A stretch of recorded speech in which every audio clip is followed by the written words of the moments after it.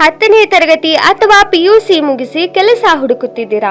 ಹಾಗಿದ್ದಲ್ಲಿ ಆಧಾರ್ ಸೇವಾ ಕೇಂದ್ರದಿಂದ ನಿಮಗಾಗಿ ಇಲ್ಲಿದೆ ಉತ್ತಮ ಸುವರ್ಣಾವಕಾಶ.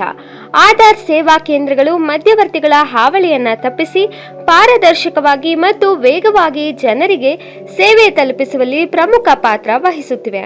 ಆಧಾರ್ ಸೇವಾ ಕೇಂದ್ರವು ಖಾಲಿ ಇರುವ 282 ಆಧಾರ್ ಮೇಲ್ವಿಚಾರಕ ಮತ್ತು ಆಪರೇಟರ್ ಹುದ್ದೆಗಳನ್ನು ಭರ್ತಿ ಮಾಡಲು ಅರ್ಹ ಅಭ್ಯರ್ಥಿಗಳಿಂದ ಅರ್ಜಿಗಳನ್ನು ಆಹ್ವಾನಿಸಿದೆ.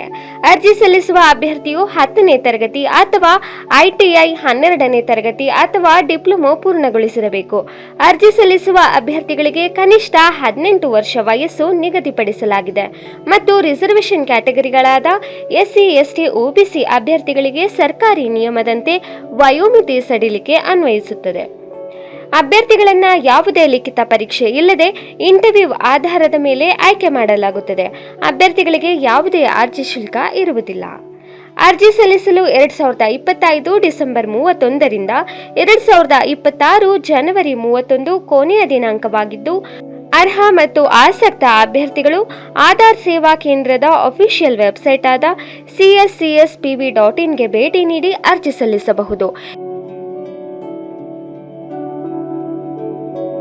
ಇದೇ ತರಹ ಹೆಚ್ಚಿನ ಮಾಹಿತಿಗಾಗಿ ಸವಾಲ್ ಟಿವಿಯನ್ನ ಸಬ್ಸ್ಕ್ರೈಬ್ ಮಾಡಿ, ಲೈಕ್ ಮಾಡಿ, ಶೇರ್ ಮಾಡಿ, ಹಾಗೆ ಬೆಲ್ ಬಟನ್ ಒತ್ತುವುದನ್ನ ಮರಿಬೇಡಿ.